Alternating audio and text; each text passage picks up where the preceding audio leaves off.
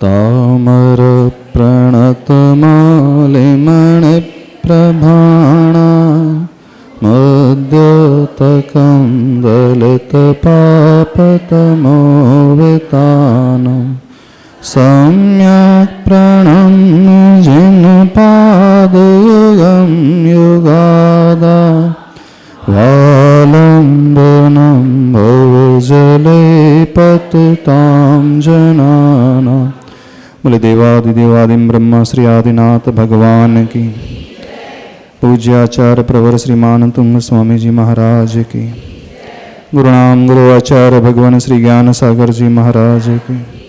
संत श्रोमणी आचार्य भगवान गुरुदेव श्री विद्यासागर जी महाराज की।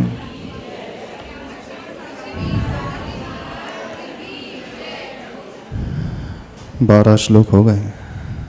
अगला श्लोक देखते हैं। ध्यान, पहले इसका उच्चारण कर लेते हैं, अर्थ देख लेते हैं, बाद में थोड़ा सा ध्यान देख लेंगे। 13वां नंबर श्लोक। वक्त्रं क्वते सुरनरो रघुनेत्रहारी। पढ़ो।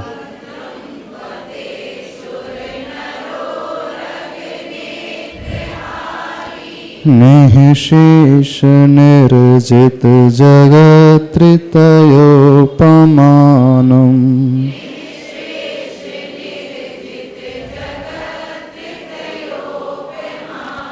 बिम्बं कलङ्कमलिनं क्व निशाकरस्य।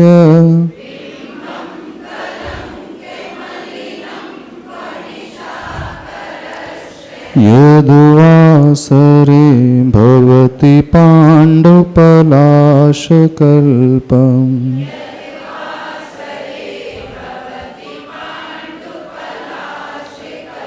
वक्त्रं क्वते सुरनरो रघुनेत्रहारी।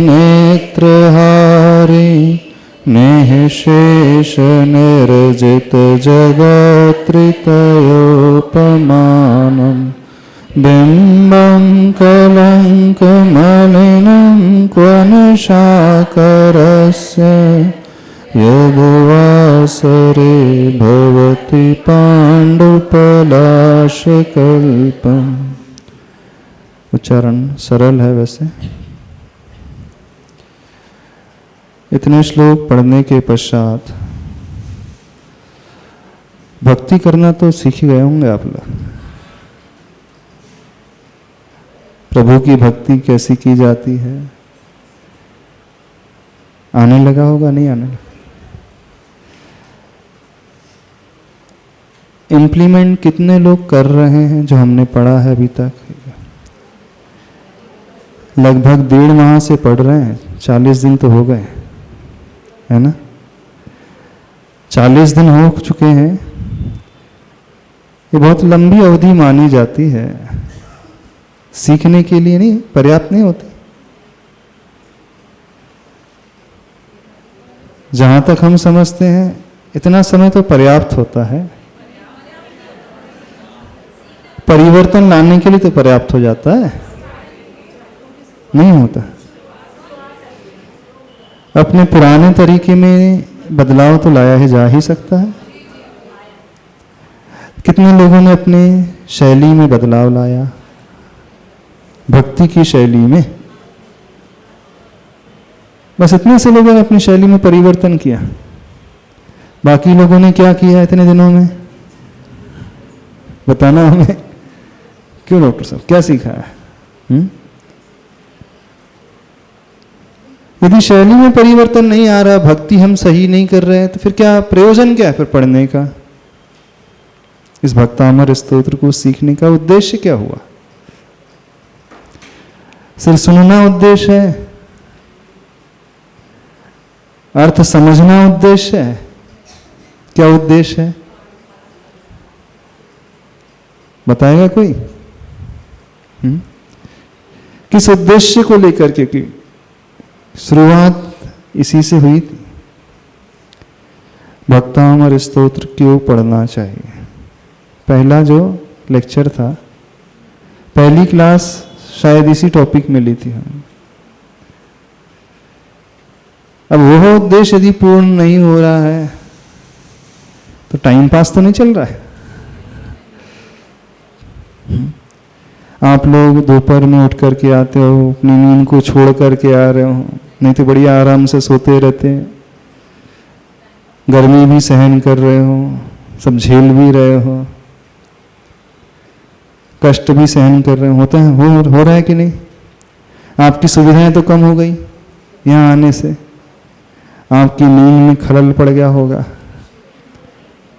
बाधा तो आ गई है नींद में, नींद चली गई होगी। कई लोगों जो दोपहर को विश्राम करते थे, रेस्ट मोड में आ जाते थे, अब एक्टिव मोड में आ गए, तो आपकी जो दिनचर्या थोड़ी तो बदल गई है, दिनचर्या बदल गई है, लेकिन सीखा क्या? प्रयोजन होना चाहिए। क्रिया नहीं, अर्थ क्रिया महत्वपूर्ण होती है। क्या कहा जा रहा है? क्रिया नहीं, अर्थ क्रिया महत्वपूर्ण होती है। क्रिया एक्टिविटी जो प्रत्येक व्यक्ति करता है, और अर्थ क्रिया किसे कहते हैं जानते हो? सुना है शब्द अर्थ क्रिया? सुना है शब्द? मनीषी सुधा सागर महाराज जी बोलते हैं, हाँ, इस शब्द का प्रयोग उज्ज्वल बहुत करते हैं। क्या होता है अर्थ क्रिया का? आप लोगों ने सुना तो होगा शब्द, कई बार सुना होगा, स्वाध्याय में आया भी होगा। अर्थ क्रिया का अर्थ होता है पर्पस क्या है, प्रयोजन फुलफिल हो रहा है कि नहीं।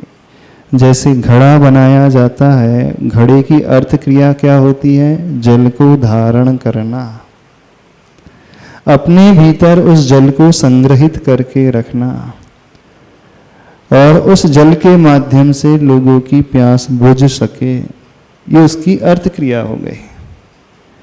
अब भक्तामर स्तोत्र पढ़ना ये क्रिया हो गई, अब उसकी अर्थ क्रिया क्या कहलाएगी? भक्ति में डूब जाना उसकी अर्थ क्रिया हो जाएगी। क्या समझ रहे हो? अब व्यक्ति भक्ति में ही नहीं डूब रहा है। जैसे आपने कोई नियम लिए हैं, नमोकार की माला का नियम लिया हो, और आप माला फेर रहे हैं, वो आपकी क्रिया हो गई माला फेरने की। उसकी अर्थ क्रिया क्या? उस उद्देश्य को लेकर के जो भाव कहा जा रहा है मंत्र, उस योग्य अपने भाव बन रहे हैं कि नहीं। किसी ने रात्रि भोजन त्याग किया है और आप रात्रि भोजन नहीं कर रहे हैं, उसकी अर्थ क्रिया क्या? क्या अर्थ क्रिया रात्रि भोजन त्याग की? अहिंसा धर्म का पालन करना, जो आवश्यक है उनका पालन करना, इसकी आवश्यक। आप पूजन करते हैं, पूजा की अर्थ क्रिया क्या? प्रतिदिन जाकर के मंदिर में पूजा करते हैं, उसकी अर्थ क्रिया क्या होती है? आत्मा को पवित्र करना, मन को पवित्र करना, यह अर्थ क्रिया हो गई। हो रही है नहीं हो रही? पूजा की अर्थ क्रिया हो रही है? नहीं हो रही। जाप की अर्थ क्रिया हो रही है? नहीं हो रही। स्वाध्याय की अर्थ क्रिया क्या है? स्वाध्याय की अर्थ क्रिया जो पढ़ा जा रहा है, पापों का त्याग होना चाहिए, पुण्य की क्रियाओं को अपनाना चाहिए, अशुभ से निवृत्ति, शुभ में प्रवृत्ति होना चाहिए। इस स्वाध्याय की अर्थ क्रिया है।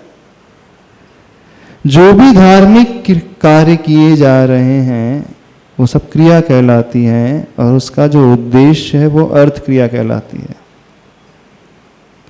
तो भक्तामर स्तोत्र की अर्थ क्रिया क्या हुई? भक्ति में तल्लीन हो जाना, प्रभु के गुणों में पूर्णतया डूब जाना, प्रभु में अपने आप को बना लेना, अपने भीतर उस परिणाम को, गुणों के परिणाम को पैदा करना, भाव उस प्रकार के लेकर के आना। क्या आ रहा है आप लोगों के भीतर? कौन से भाव आते हैं? अनादिकाल से क्या होते आ रहा है? हम सिर्फ क्रियाएं कर रहे हैं, अर्थ क्रिया को हमने छोड़ दिया। अर्थ क्रिया क्रिया की भी होती है, अर्थ क्रिया अर्थ की भी होती है। उस वस्तु, अर्थ मतलब पदार्थ, सब्सटेंस, उस द्रव्य, उस वस्तु की भी अर्थ क्रिया। घड़ा है, वो द्रव्य हो गया, उसकी अर्थ क्रिया जल को स्टोर करना। आप जीव हो ना, जीव द्रव्य हो, आपका एग्जिस्टेंस है, तो आपकी अर्थ क्रिया क्या?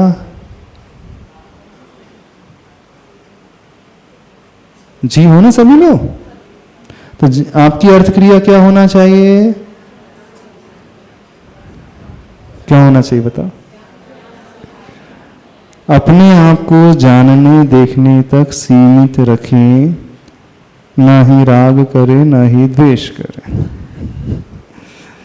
कषायों से ऊपर उठकर के साम्य भाव में स्थिर रहते हुए ज्ञाता दृष्टा भाव लाते रहे, जानते और देखते रहे। ये जीव की अर्थ क्रिया।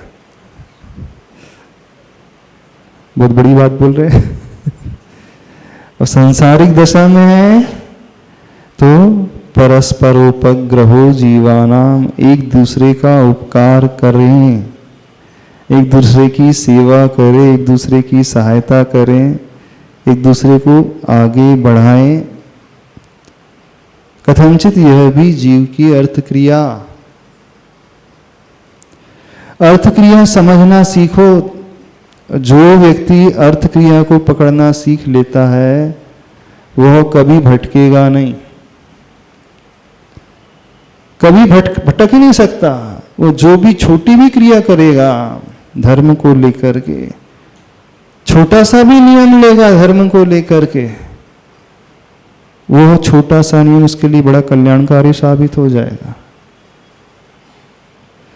और अर्थ क्रिया समझे बगैर बड़े बड़े कार्य भी चल रहे हैं, बड़े बड़े नियम, बड़े बड़े व्रत उपवास, बड़ी बड़ी साधनाएं, वो कोई कार्यकारी नहीं।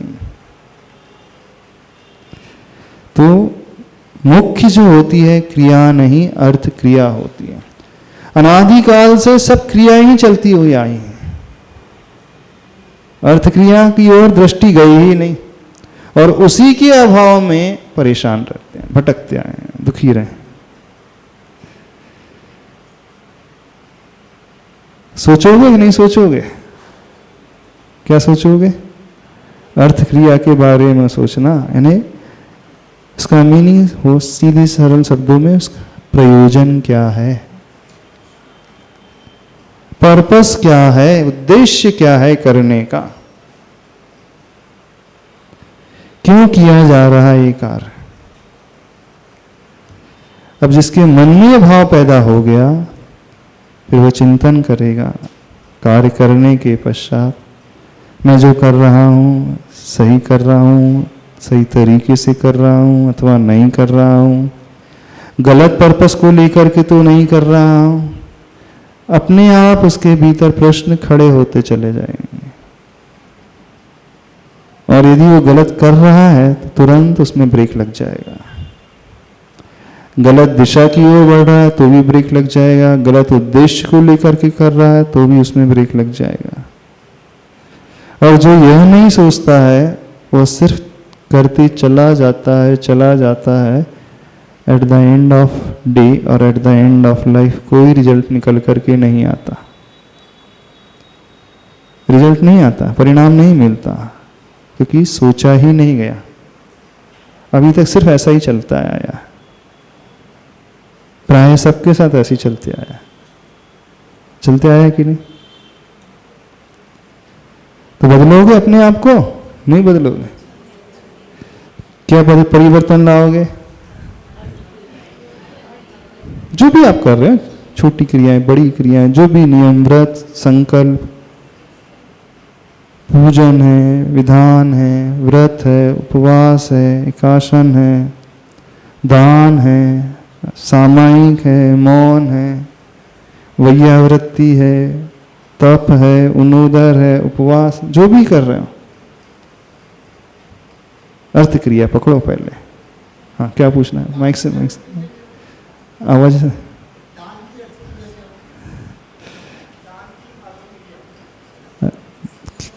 किसकी अर्थ क्रिया? नमोस्तु। हाँ, दान की अर्थ क्रिया क्या होगी? दान की अर्थ क्रिया क्या होगी? आपको क्या लगता है क्या होना चाहिए? आपको क्या लगता है क्या होना चाहिए? तो हमारा परिग्रह कम हो रहा है, ये मान के चलो। आपका परिग्रह कम हो रहा है, भार कम हो रहा है। लोड था बहुत ज्यादा, चलो लोड कम हो गया, ऐसा? ये तो दिख रहा है कि कम हो रहा है, लेकिन अर्थ क्रिया तो दान की ये नहीं है। दान देने के बाद कम हो गया, लेकिन उसका उद्देश्य क्या?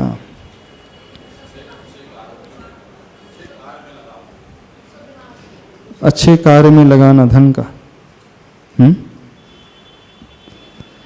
पर का कल्याण करना। दान की क्रिया का अर्थ की अर्थ क्रिया ये है, जो द्रव्य अर्जित किया है, धन जोड़ा है, परिग्रह जोड़ा है, उसके जोड़ने में ढेर सारा पाप कमाया है, ढेर सारा पाप, खूब पाप एकत्रित किया है। अब उस पाप को हम धो रहे हैं। पाप को जो बन चुका है, उस पाप को कम किया जा रहा है, यानी उसके माध्यम से पर का कल्याण करना अर्थ क्रिया नहीं है, अपने ही पापों को कम करना, अपने ही भीतर की विशुद्धि को बढ़ाना। परस्पर उपग्रह, ये जीव का लक्षण, उपकार कर रहे हैं, आप उसकी सेवा कर रहे हो, उसके लिए दान दे रहे हो, उसका स्थितिकरण कर रहे हो, तो अपने सम्यक दर्शन को पुष्ट कर रहे हो।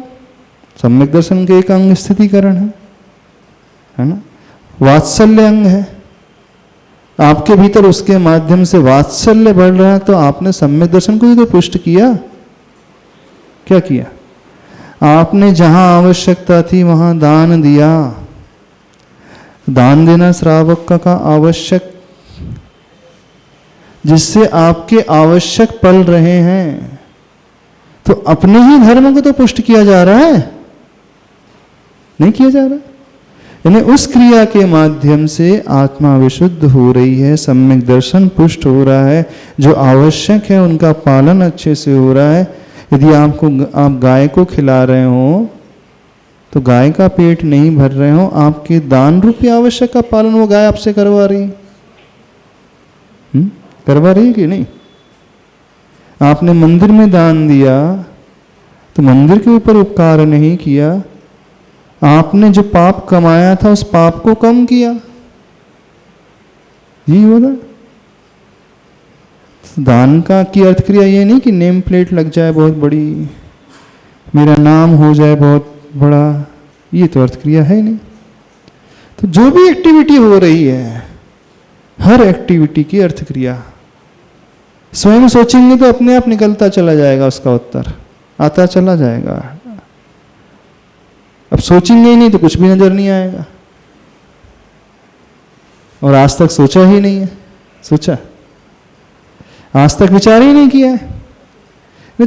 छोटा से छोटा भी कार्य हो तो सोचे, मैंने जो किया, भले आपने 1 रुपये गुल्लक में डाला, उसका की अर्थ क्रिया क्या निकल कर के आई? भले ही 1 मुट्ठी चावल आपने चढ़ाया, उसकी अर्थ क्रिया क्या निकल कर के आई? भले ही 1 ग्रास आपने अंजलि में दान दिया, आहार दान दिया, उसकी अर्थ क्रिया क्या निकल कर के आई? 1 कायोत्सर्ग किया, उसकी अर्थ क्रिया क्या आई? 1 बार नमोस्तु किया, गुरु को, प्रभु को नमस्कार किया, उसकी अर्थ क्रिया क्या आई? एक सेकंड के लिए भी चल रहा है, एक जाप फिर रहे हैं, कुछ भी कर, एक सामयिक कर रहे हैं, उसकी अर्थ क्रिया क्या आई? हाँ, जे भाव कभी आए नहीं। अच्छा, अर्थ क्रिया शब्द नहीं आया होगा, लेकिन प्रयोजन तो आया होगा। उद्देश्य क्या है? हाँ, जब हम ऐसा सोचेंगे तो हमारी गलतियां अपने आप कम होते चली जाएगी। जो फॉर्मल रूप में होने लगा था, यानी औपचारिक रूप में होने लगा था, एक रूटीन के रूप में होने लगा था, उस रूटीन में ब्रेक लग जाएगा। अभी तक क्या होता है, भक्तामर पढ़ा जाता है, सबके रूटीन में समाहित हो गया, रूटीन में आ गया ना, सबकी आदत में बैठ गया है, प्रतिदिन भक्तामर स्तोत्र पढ़ना है। और जो क्रिया हमारी रूटीन में आ जाती है, हम उसकी अर्थ क्रिया भूल जाते हैं। सीधा सा नियम है, क्योंकि उस ओर हमारा उपयोग जाता ही नहीं, उस ओर हमारा ध्यान जाता ही नहीं, विचार ही पैदा नहीं होता। तो क्या समझ में आ रहा है? सोचोगे अब?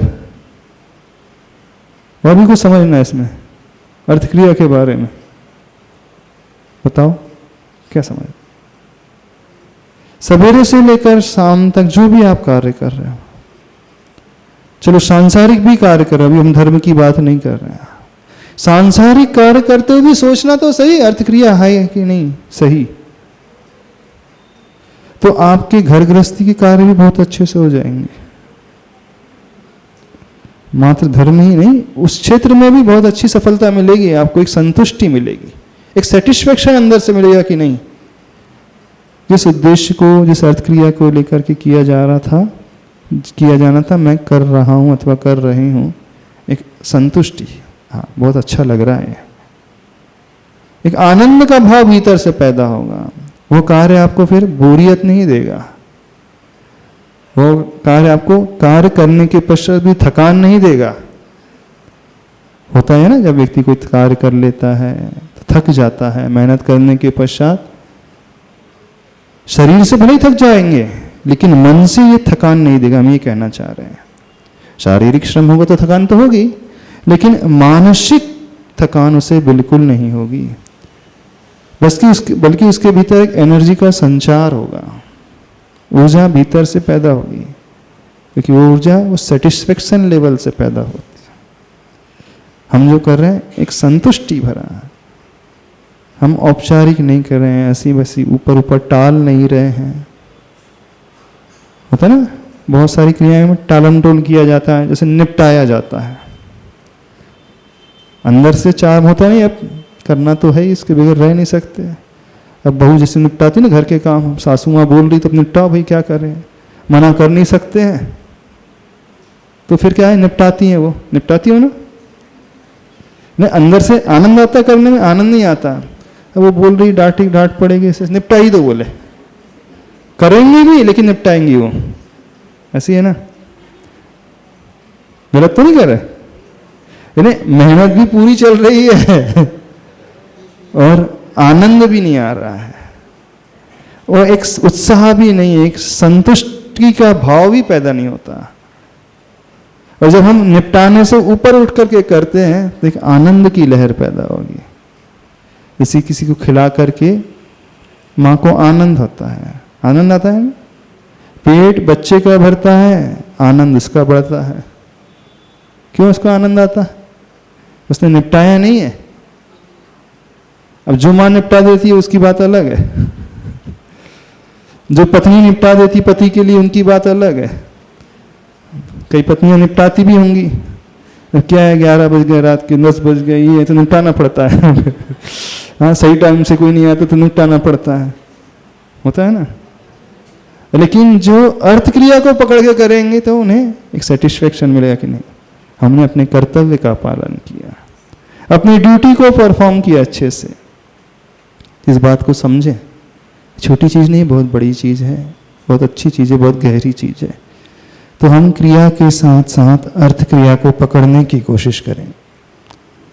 हाँ, क्या पूछना चाहना? माँ जी, कायोत्सर्ग की अर्थ क्रिया क्या होगी? कायोत्सर्ग की अर्थ क्रिया क्या? आज क्वेश्चन आंसर सेशन कर लें क्या?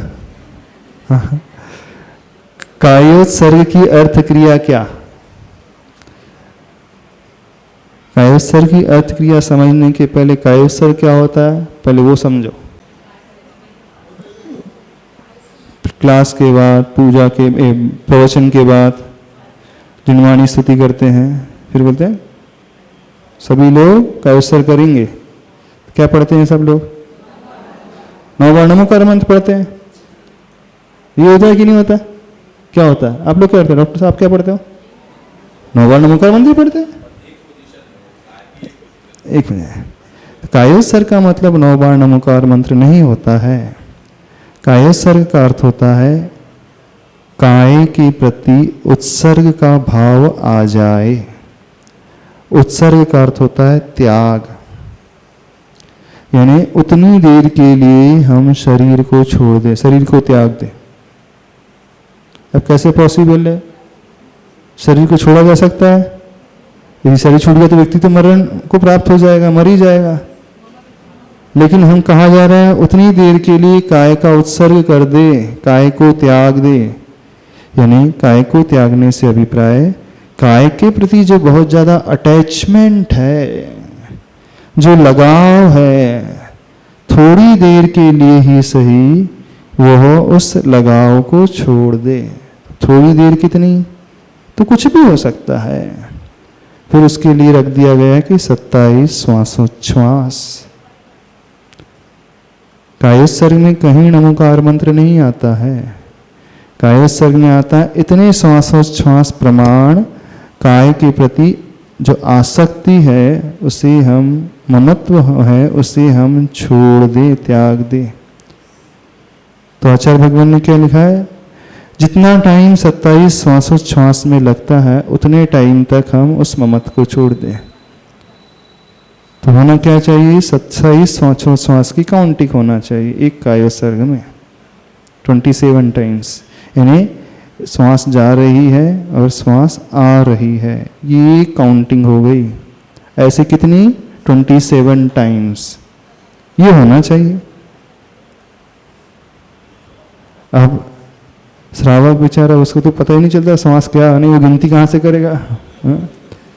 तो जिसका अभ्यास नहीं होता है, प्रैक्टिस नहीं होती है, फिर उसके लिए कह दिया जाता है ठीक है भैया, आपका मन इधर उधर दौड़ेगा, भटकेगा, तो नमोकार मंत्र से उसे बांध दिया है।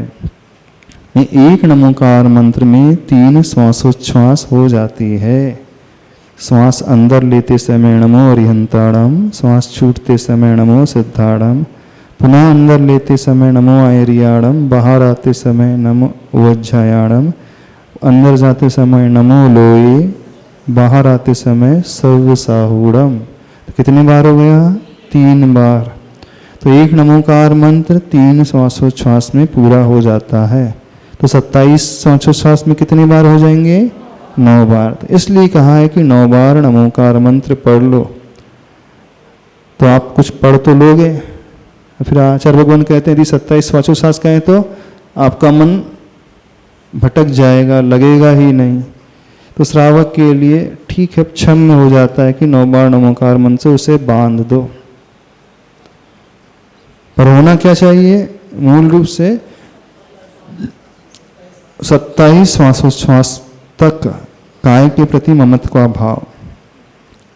अब उसे ऐसा समझना, नमोकार मंत्र में श्वासोच्छ्वास नहीं बैठाना है, श्वासोच्छ्वास में नमोकार मंत्र बैठाना है। क्या कहा हमने? अंतर समझ में आया?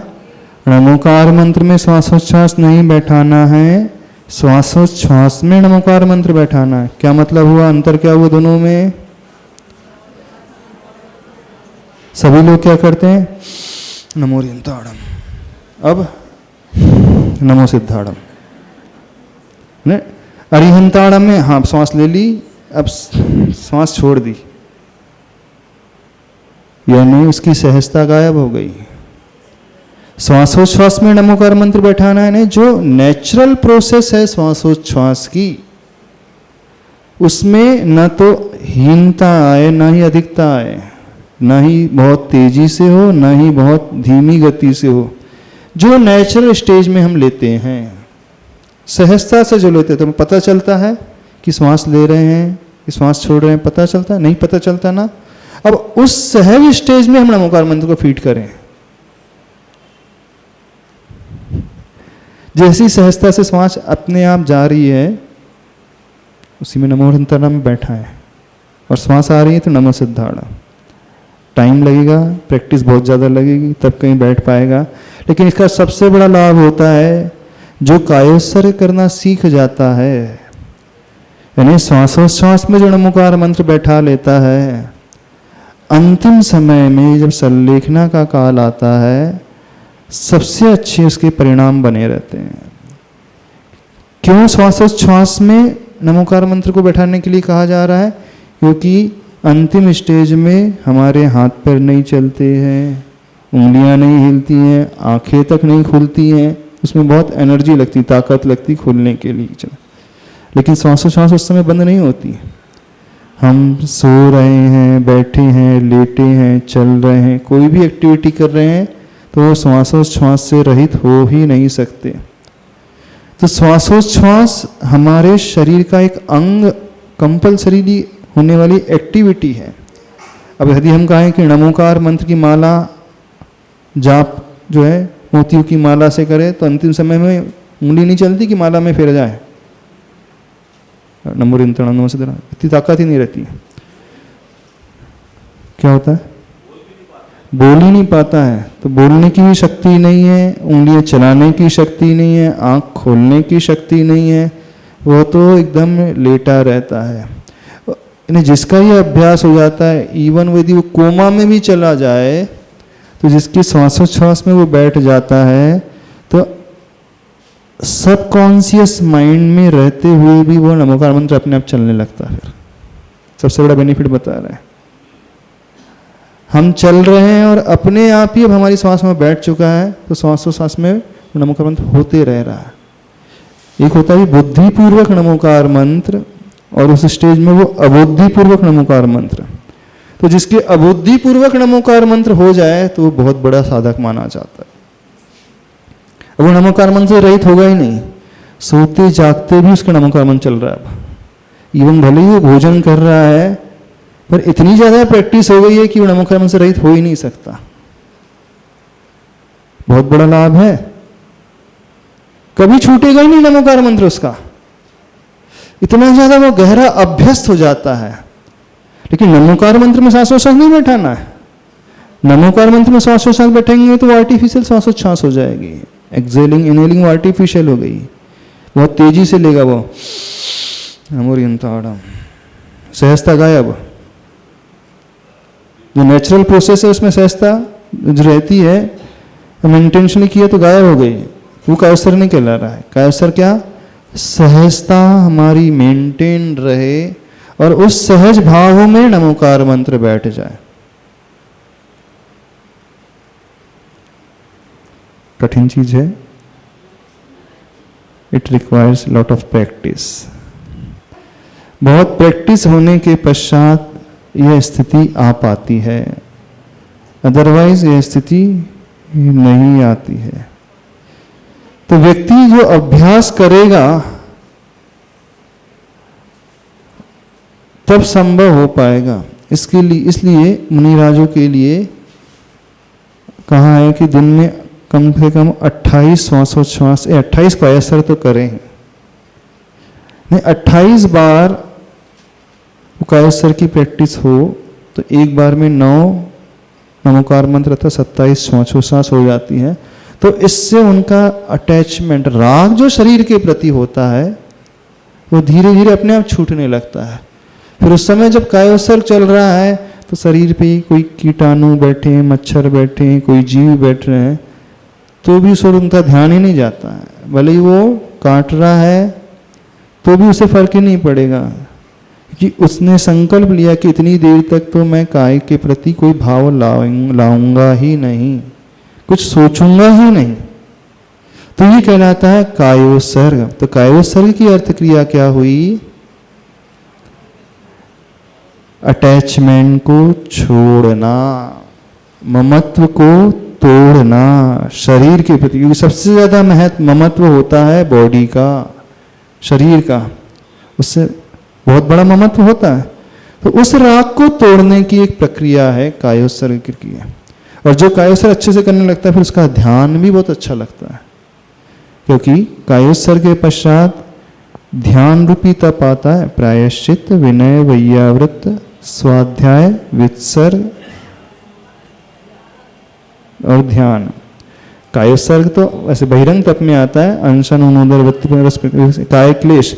तो इसमें जो वित्सर्ग होता है ना, वो राग का भाव का त्याग, वो अटैचमेंट का भाव का त्याग, वो उस अल्टीमेट स्टेज में ले जाने पर फिर उसके बाद वो ध्यान में बहुत अच्छे से प्रवेश कर जाते हैं। इन्हें ध्यान में प्रवेश करने के लिए कायोत्सर्ग इज अ मस्ट। बिना कायोत्सर्ग के ध्यान हो ही नहीं सकता। उत्कृष्ट ध्यान की बात कर रहे हैं, जो ध्यान श्रावक करते हैं वो पदस्थ ध्यान, उसमें तो आलम्बन लिया जा रहा है, मंत्र का उच्चारण किया जा रहा है, वो तो बहुत लोअर कैटेगरी वाला ध्यान है, औपचारिक ध्यान कहा जाता है, उपचार से कहा जाता है। लेकिन जब उस बेस्ट क्वालिटी वाली ध्यान की बात की जाती है, जिससे साक्षात केवल ज्ञान प्राप्त हो जाता है, सिद्धियां आदि हो जाती है, उस ध्यान की जो बात की जाती है उसमें तो यही प्रक्रिया अपनाई जाती है। करने रूप नहीं, होने रूप, डूइंग से बीइंग तक की क्रिया। दो वर्ब होते हैं, एक होता है डूइंग और एक होता है बीइंग। डूइंग में किया जा रहा है, कार्य कर रहा है, डूअर इज डूइंग, करने वाला जो करता है वो कर रहा है, कार्य कर रहा है। लेकिन कायोत्सर्ग में किया नहीं जाता है, वहाँ होने वाली स्टेज है। करोति से अस्ति क्रिया जो पहुँचने वाली होती है, संस्कृत में करोति क्रिया होती है और उसके बाद होता अस्ति, मीन्स एग्जिस्टेंस, होना। तो डूइंग, करोति मीन्स डूइंग, और बीइंग का अर्थ होता है अस्तित्व, अस्तिवाची है, एग्जिस्टेंस, नेचुरल स्टेज में होना। तो कायोत्सर्ग में हुआ जाता है। और जहाँ बीइंग की एक्टिविटी हो जाती है वहाँ कभी थकान नहीं होता है, होती है, वहाँ सिर्फ आनंद होता है। एक अल्टीमेट स्टेज आ जाती है, आनंद की अवस्था आ जाती है। वहाँ पूर्ण रूप से जीव की अर्थ क्रिया घटित होती है, ज्ञाता दृष्टा रूप। चूंकि उन्होंने क्वेश्चन कर लिया तो इसी विषय को थोड़ा समझा देते हैं आज। वहां जीव की अर्थ क्रिया होती है। जीव की अर्थ क्रिया क्या? ज्ञान दर्शन, जो लक्षण है, जानना और देखना, जुड़ना नहीं, मुड़ना नहीं, चिपकना नहीं, संकल्प नहीं, विकल्प नहीं, रुकना नहीं, सिर्फ होने रूप। होने रूप मीन्स जो सहज बहाव होता है नदी का, रुकना नहीं होता उसमें, और तेजी भी नहीं और मंद गति भी नहीं, कहीं थमना भी नहीं, सहजता से जो पानी का बहाव चल रहा है, बस उस अवस्था का नाम है उस कायोत्सर्ग। होता चला जाए, बस सब कुछ सहजता से होता चला जाए। थकान कब होती है? जब हम करने का भाव लाते हैं, मन से भी करने का भाव लाते हैं, वचन से भी करने का भाव लाते हैं, और काय से भी करने का भाव लाते हैं, तो वहाँ शारीरिक थकान होगी, वाचनिक थकान होगी और मानसिक थकान होगी। और जब व्यक्ति उसमें बीइंग स्टेज में आ जाता है तो वहाँ कोई एक्सर्शन नहीं, कोई थकान नहीं, वहाँ तो सिर्फ आनंद की अवस्था होती है। समझ में आ रहा? नहीं समझ में आ रहा? बात थोड़ी गहरी है लेकिन है बड़ी काम की, बहुत ऊंची लेवल की बात है। हो सकता है कई सामान्य लोगों को समझ में नहीं भी आ रहा हो। कितने लोगों को नहीं समझ में आ रहा हमारी बातें? आ रही है ना? कायोत्सर्ग चूंकि आप सभी लोग करते हो, जैन श्रावक तो कायोत्सर्ग करता है, तो उस कायोत्सर्ग के महत्व को भी समझो, कायोत्सर्ग की प्रक्रिया को भी समझो, और कायोत्सर्ग की अर्थ क्रिया को भी समझ लो क्या होती है। कि बहुत अलग ही चीज है कायोत्सर्ग, आनंद को देने वाली। उसमें कभी टेंशन नहीं होता। Tension free stage. तनाव कब होता है हमें? जब बहुत ज़्यादा हम एक्सर्शन कर लेते हैं, बहुत ज़्यादा चिंता से भर जाते हैं, गहराई से सोचने लगते हैं, यानी सहजता को खोकर के कुछ तो भी एक्स्ट्रा कुछ किया जा रहा है। सहजता में कभी तनाव नहीं होता है, सहजता में रिलैक्सेशन होता है, आनंद होता है और कुछ नहीं होता। तनाव नहीं होता कभी, वहां तो सिर्फ आनंद की अवस्था, होने में, बीइंग में सिर्फ आनंद ही आनंद और कुछ नहीं। जैसे ही हम बीइंग से डूइंग में आ जाते हैं, वहां संकल्प विकल्प स्टार्ट हो जाते हैं। मैं कर रहा हूँ, वो कर रहा है, मैं उसको पाल रहा हूँ, मैं उसको खिला रहा हूँ, मैं उसके लिए ये कर रहा हूँ, उसकी सेवा कर रहा हूँ, मैं पढ़ रहा हूँ, मैं भक्ति कर रहा हूँ। ये सब डूइंग वाली स्टेज में है, नीचे स्टेज वाली है सब। बीइंग वाली स्टेज तो सिर्फ होने रूप, जो है सो है बस होना, एग्जिस्टेंस, सत रूप। वही जो सत होता है वही चित होता है और वही आनंद होता है, सच्चिदानंद जिसे कहा जाता है। क्या समझ रहे हो? नहीं समझ रहे हो? तो ध्यान में ये होता है। कई बार ध्यान हम भी कराते हैं आप लोगों को, लेकिन वो बहुत औपचारिक ध्यान है, बहुत बेसिक लेवल का, बिगिनर्स के लिए है बेसिकली। वो बिगिनर्स की अवस्था में शुरुआत जो करते हैं उस स्टेज का है, लेकिन हायर स्टेज में तो किया नहीं जाता है, हुआ जाता है। कोई डाउट तो नहीं है? हाँ, कोई आप पूछ रहे थे कुछ? हाँ बोले। नमोस्तु महाराज जी, मैं ये पूछ रही थी कि अगर सांसों सांस में ओम बोला जाए, हाँ, तो वो कैसा रहेगा? सांसों सांस में तो कुछ बोलना है ही नहीं हमें। नहीं, अपने आप चलता है। हाँ। वो सांस लो तो ओम वो चलता है और नीचे लो तो माँ चलता है। जो हम बैठा सकते हैं, अरिहंत सिद्ध भी बैठा सकते हैं। श्वास आ रही है अरिहंत, श्वास जा रही है सिद्ध, जो बैठा ले व्यक्ति। ओम बैठा है महाराज जी। जो भी बैठा सकते हैं, उसमें कोई हार्ड एंड फास्ट रूल नहीं है कि पर्टिकुलर उसी मंत्र को बैठाना है। कोई हार्ड एंड फास्ट रूल नहीं है, क्योंकि सहजता की अवस्था वो है, वो तो समझाने के लिए, बिगिनर्स के लिए कहा गया कि नमोकार मंत्र फेरो। इसलिए कहा गया है, यदि यह भी नहीं कहा जाएगा तो श्रावक का मन इधर उधर भटकेगा ही और कुछ नहीं करेगा। वो संकल्प विकल्पों में उलझेगा, राग द्वेष का ही चिंतन करेगा, इससे ज्यादा कुछ नहीं करेगा। कुछ करेगा? नहीं करेगा। तो जो हायर स्टेज में पहुंच जाता है, ये साधना की बात है, कायोत्सर्ग की साधना। बड़ा आनंद आता है उसमें, कायोत्सर्ग में। जो लोग करते होंगे उन्हें आएगा। अच्छा, कितने लोग करते हैं कायोत्सर्ग? 9 बार नमोकार मंत्र पढ़ते हैं। तो श्वासोश्वास में नमोकार मंत्र को बैठाया कि नमोकार मंत्र श्वासोश्वास को बैठाया? हाँ हाँ, बोलो बोलो, माइक से बोलो, आवाज नहीं आ रही। एक और पूछ ले। हाँ जी, उस समय तो रमोकार मंत्र होता ही नहीं है। तो क्या होता है उस बस समय? एक शून्य की स्थिति आ जाती है, वो शांत प्रणाम, बिल्कुल हाँ? कुछ नहीं दिखता उस वक्त। वहां पे सिर्फ श्वासोच्छ्वास में कंसंट्रेट करना है हमें। एक स्टेज वो आती है जहां गिनती भी छूट जाती है। नमोकार मंत्र की माला जो है भैया फेरो 108 बार। क्यों? 108 बार फेरेगा तो धर्म ज्ञान तो करता रहेगा वो।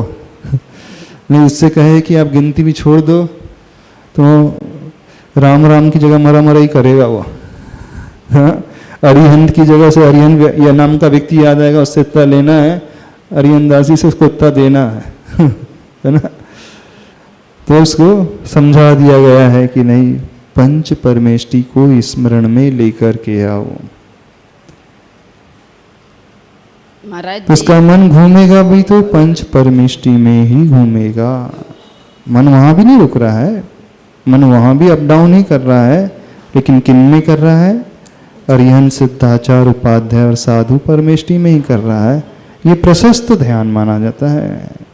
यानी संसार में ना उलझ करके वह पंच परमेष्टि में अपने मन को लगा रहा है, ये शुभ माना जाता है।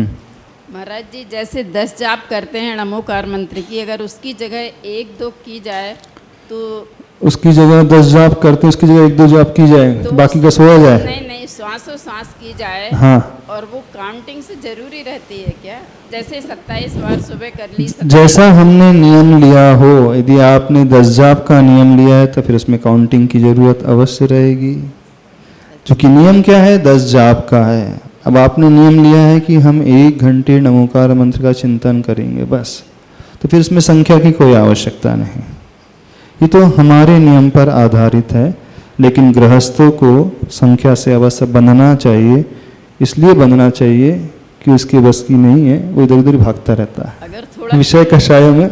हाँ, उसके अलावा जो नियम लिया उसके अलावा अब आप फिर चिंतनात्मक करो ना बैठ करके, बहुत अच्छी बात है। जाप को कम कर सकते हैं हाँ, महाराज नहीं जाप को तो नहीं करना, आपके जो नियम है वो तो करना, उसके ऊपर अब आप चिंतन करो बढ़िया बैठ करके। 10 के बाद अब आधा घंटा बैठ करके बिना काउंटिंग के सिर्फ पंच परमेष्टि में अरिहंत सिद्धाचार्य उपाध्याय साधु, बिना काउंटिंग के। नमोस्तु महाराज जी, नमोस्तु। हाँ। आज पहली बार मालूम पड़ो काय सर्ग ऐसे किया जाता है। पहली बार मालूम पड़ा कायोत्सर्ग कैसे किया जाता है? अरे ये तो हर जन व्यक्ति जानता है। नमोकार मंत्र पढ़ते थे और काय सर्ग हो जाता था। नहीं, श्रावकों के लिए तो नमोकार मंत्र भी जरूरी है, लेकिन जो प्रॉपर विधि है वो बताएं, ये जा रही है, वो समझाया जा रहा है, सिर्फ कायोत्सर्ग करना है। महाराज जी, एक क्वेश्चन हमारा ये है हाँ, कि सिक्के में परस्पर ग्रह नाम लिखा रहता है। क्या सिक्के में परस्पर ग्रह नाम लिखा रहता है, परस्परोपग्रहो जीवानाम लिखा रहता है। हाँ, उसका अर्थ थोड़ा बड़े रूप से समझा दें। उसका अर्थ बड़े रूप से समझा दें। परस्पर का अर्थ होता है एक दूसरा, उपग्रह का अर्थ होता है उपकार, जीवानाम का अर्थ होता है जीवों के लक्षण। यानी जीवों की क्रिया क्या है, परस्पर में एक दूसरे में वो उपकार करके रहे, एक दूसरे का उपकार किया करे, एक दूसरे की केयर किया करे, ये ही जीव का उपकार है। 6 द्रव्यों का जहाँ उपकार बताया है पूज्य उमा स्वामी महाराज श्री ने तत्वार सूत्र के 5वें अध्याय में, धर्म अधर्म आकाश काल पुद्गल, और उसमें जीव का उपकार क्या है, परस्पर उपग्रह जीवानाम, यानी वे एक दूसरे को ध्यान पूर्वक उनकी केयर करना सीखे। जब आवश्यकता पड़े उनकी आवश्यकता के लिए आप खड़े रहें। जिस भी क्षेत्र में आवश्यकता है, मन से, वचन से, तन से, धन से, जिसकी भी आवश्यकता है, सेवा से, वैयावृत्ति से, आहार पानी से, स्वाध्याय से, ज्ञान से, बीमारी है उस समय आवश्यकता है, दवाई को लेकर के, शेल्टर को लेकर के, आश्रय देने को लेकर के, वस्त्र को लेकर के, बच्चों को लेकर के, यानी सामने वाला जिस क्षेत्र में परेशान है, परेशानी से आ रही है, आपका अड़ोसी पड़ोसी है, समाज का कोई है व्यक्ति, मित्र है अथवा नहीं भी है, और आप देख रहे हैं कि बहुत अभाव में जी रहा है, तो आप उसकी मदद करना सीखें। और जो सामने वाला सिर्फ मदद लेने तक सीमित न रहे, वह भी मदद करना सीखे। ऐसा नहीं कि हम तो सिर्फ लेते ही रहेंगे, एक दूसरे का उपकार करना है, एक दूसरे की सहायता करना है, एक दूसरे को लेकर के चलना है, सामंजस्य बैठा करके रहना है। तो ये भी एक दूसरे का उपकार हो गया। अभी घर में हैं 6 मेंबर हैं और आपस में नहीं पट रही हैं, तो उन्होंने क्या सूत्र बना दिया, परस्परोपद्रवो जीवानाम। क्या बना दिया सूत्र, परस्पर में उपद्रव करना जीव का लक्षण, उपग्रह नहीं करना। क्या बना दिया सूत्र, परस्पर उपद्रवो जीवानाम। बोले हम तो पूरे लक्षण का पालन कर रहे हैं, एक दूसरे के ऊपर उपकार नहीं कर रहे हैं, उपद्रव कर रहे हैं, उसको परेशान कर रहे हैं, उसकी टांग खिंचाई कर रहे हैं। आज वर्तमान में सूत्र बिगड़ गया पूरा। वो उसको पीछे ढकेलने की कोशिश करता है, वो उसको अपमानित करने की कोशिश करता है, वो उसकी बुराई करता है, वो दूसरे का अधिकार हक छीन लेता है, दूसरे को दबा देता है, दूसरे को परेशान कर रहा है। ये सब उपद्रव के लक्षण हैं। हाँ, परस्पर उदीरित दुखानाम। हाँ, तो नारकियों में जाकर के नारकियों का लक्षण है। तो आज कर्मभूमि के मनुष्य भी कैसे हो गए? परस्परोदीरित दुखानाम। हाँ बिल्कुल, बहुत अच्छा चिंतन है आपका, गजब का चिंतन। हाँ, तो मनुष्य क्षेत्र में रहते हुए भी ये नारकी बन गए हैं। नरक जाने की उनको आवश्यकता नहीं है, नरक का आनंद वो मनुष्य क्षेत्र में ले रहे हैं, बढ़िया फर्स्ट क्लास। बोले बाद में तो जाएंगे ही वहां पर एक बार प्रैक्टिस करके देख लेते हैं, है ना, प्रैक्टिस सेशन है कि कैसा लगेगा। तो यहाँ पर रहते हुए बड़े बढ़िया नरक का आनंद ले रहे हैं। बोले ऐसा लगेगा नरक में जा करके, थोड़ा सा अनुभव हो जाता है, सैंपल टेस्ट कर लेते हैं, ऐसी है ना। समझ में? परस्पर उपग्रह जीवनाम का अर्थ क्या?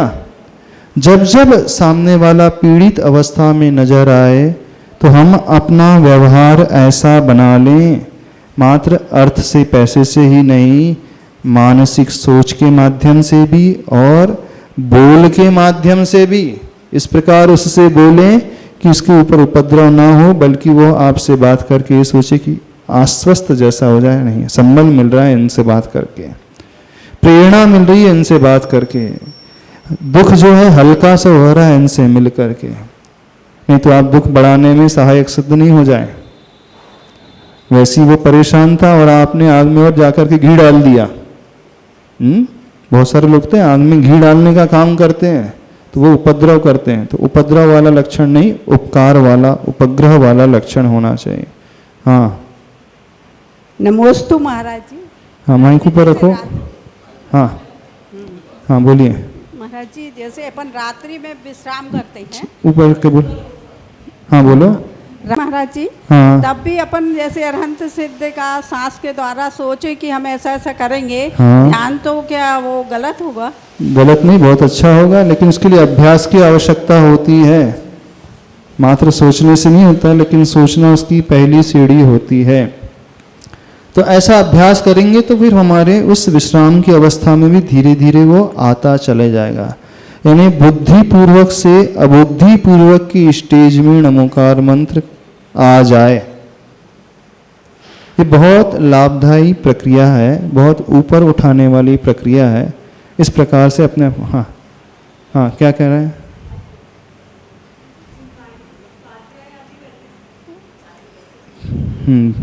स्वाध्याय करने के बाद या पूजा करने के बाद हम जो कायुत्सर्ग करते हैं, तो उसके पीछे एक भाव ये भी होता है कि जो भी हमसे अभिनय हुई हो, हाँ, तो उसके लिए हमें कायुत्सर्ग करें। तो ये उसकी अर्थक्रिया नहीं हुई। जो अभिनय होती है पूजा आदि में, हाँ, तो उसके प्रायश्चित के लिए तो किया हो रहा है। लेकिन कायोत्सर्ग में हो क्या रहा है?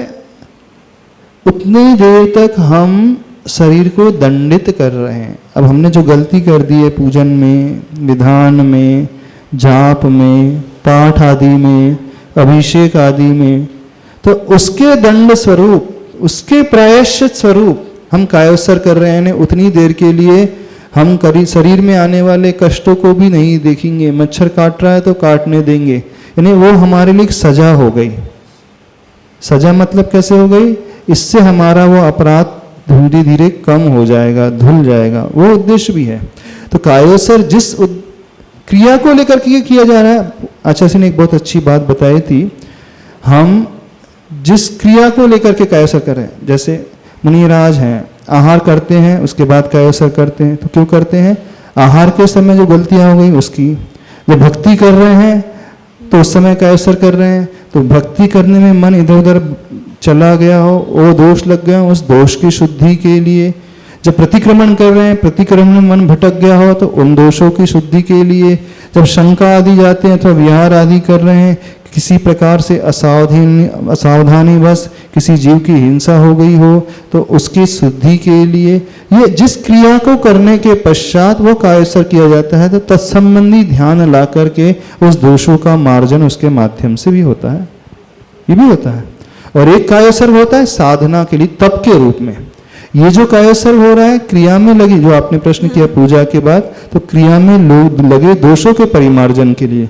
लेकिन एक कायोसर जो तप के रूप में होता है, वहाँ अपनी शक्ति यानी अपने शरीर के प्रति जो ममत्व है उसको कम करने का उद्देश्य होता है, उस दृष्टि से कायोसर किया जाता है। ठीक है, और कुछ? समय आपका हो गया, कुछ पूछना है? आज तो टाइम हो ही गया, 5 बज गए, इतने रखते हैं, कल देख लेंगे, ध्यान करेंगे। हाँ, वैसे बहुत अच्छा विषय था, विषय बहुत अच्छा था। याद रखना, अर्थ क्रिया और कायोसर। हाँ, क्या पूछ रहे हैं? कल ध्यान करा देंगे, हाँ देख लेंगे, हाँ देख लेंगे, कोशिश करेंगे। श्वासोच्छ्वास में कायोसर में ध्यान कराया नहीं जा सकता, उसमें किया जाता है। हम शांत होकर के बैठेंगे, सब बैठ जाएंगे, पता चले कुछ लोग सो जाएंगे, इस कारण उसमें कराया जा नहीं जा सकता, उसमें तो किया जाता। हाँ चल। नमोस्तु महाराज जी। हाँ, जैसे अपन जाप दे रहे हैं। आवाज नहीं आ रही? हाँ नमोस्तु महाराज जी। हाँ, जैसे अपन जाप दे रहे हैं और कोई आ गया, माइक से बोला, आवाज भी तो आ जाए हमें। नमोस्तु महाराज जी। जैसे अपन जाप दे रहे हैं और कोई आ गया तो अपन सिर हिला रहे हैं और हाथ हिला रहे हैं, तो इसमें कितना पुण्य मिलेगा अपन को? जाप दे रहे हैं, उसमें जो दोष लगेगा उसकी दोष की मात्रा के अनुसार आपके नंबर कट जाएंगे। पुण्य नहीं लगेगा, तो मात्रा कम है के अनुसार उसके नंबर कट जाएंगे। सही जाप देंगे तो 100% आएंगे, सिर हिला रहे हैं, इधर उधर मटका रहे हैं तो 35 नंबर ही आएंगे, बस इतने ही आएंगे।